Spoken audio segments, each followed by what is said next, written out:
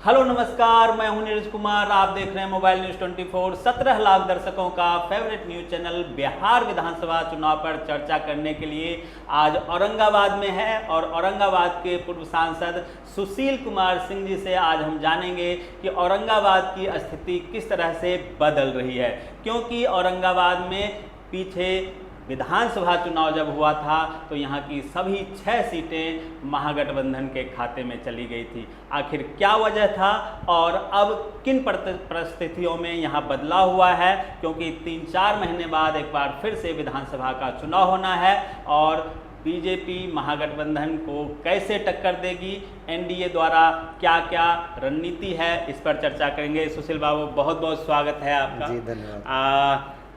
किन्हीं कारणोंवश पिछले बार आपके जिला का सभी 6 सीट जो है वो महागठबंधन ने जीत लिया था।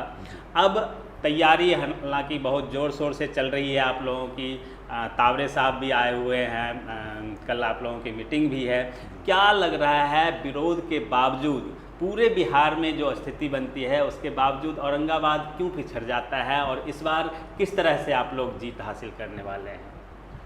देखिए, आप पिछले विधानसभा चुनाव में जो मतदान हुआ उसका आंकड़ा जब आप देखेंगे तो हम लोग वोट से नहीं हारे हैं। आप पूछें क्यों हारे?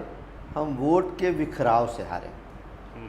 चूँकि बागी उम्मीदवार जो खड़े हुए उन लोगों ने एनडीए का वोट ही काटा।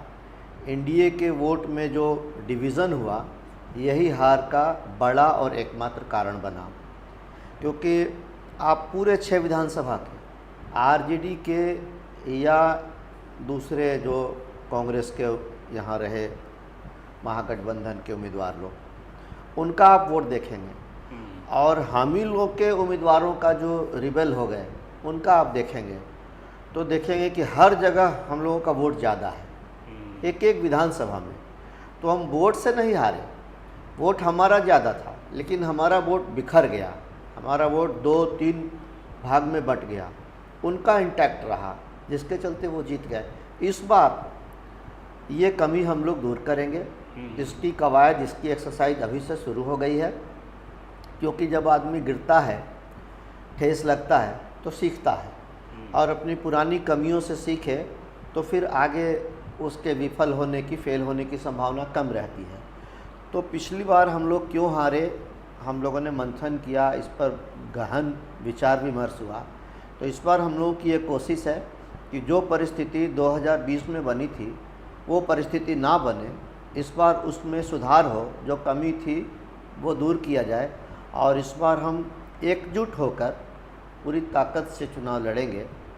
और इस बार पहले से हमारा वोट बढ़ा है। बिल्कुल बिल्कुल। अच्छा, जिस प्रकार से अभी आप लोगों ने, बिहार सरकार ने वृद्धा पेंशन में वृद्धि किया है, 400 की जगह 1100 किया है, बिजली के बिल में 125 यूनिट फ्री करने की बात कही है और भी कई योजनाएं लाने की बात भी हो रही है। शायद माय बहन योजना भी आप लोग चालू करने वाले हैं।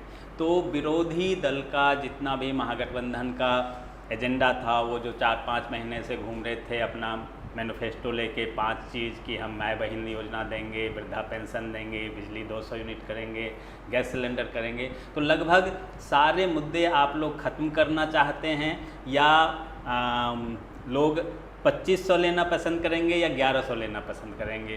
क्या लग रहा है, कितना भरोसा जताएंगे इस बार के? देखिए, ये जो योजना है जी जी जी, इसका मूल, इसका जड़ भारतीय जनता पार्टी और भारतीय जनता पार्टी की सरकार, तत्कालीन माननीय मुख्यमंत्री मध्य प्रदेश शिवराज सिंह चौहान जी हैं, जिन्होंने सबसे पहले लाडली बहना योजना शुरू की, जो बहुत ही लोकप्रिय हुआ। इसके बाद और राज्यों में भी हम ही लोगों की सरकार ने या दूसरी पार्टियों की सरकार ने इसका नकल किया। जैसे पीछे झारखंड के चुनाव में वहाँ की सरकार ने माई बहन योजना शुरू की और उसी तर्ज पर अभी ये लोग कह रहे हैं जनता को, लेकिन जनता को उन आरजेडी या कांग्रेस या महागठबंधन या इंडिया अलायंस कह लें, जो भी कह लें, इनके लोगों की कहीं कोई किसी बात पर जनता को भरोसा नहीं होता है, क्योंकि जनता ने देखा है, जनता ने झेला है कि माई बहन का मतलब उनके लिए कुछ और होता है ये तो माँ बहन करते ही है जनता की।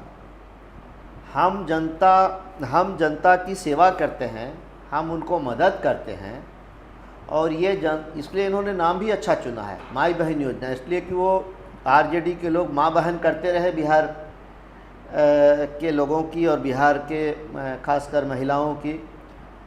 लेकिन हम जो बात कहते हैं, यानी हमारी पार्टी, हमारा गठबंधन, हमारा अलायंस जो कहता है वो करता है। अभी दिल्ली में चुनाव हुए, हम लोगों ने, हमारी पार्टी ने जो जो वादा जनता से किया, सारे वायदे पूरे हुए और कुछ पूरा होने के क्रम में हैं।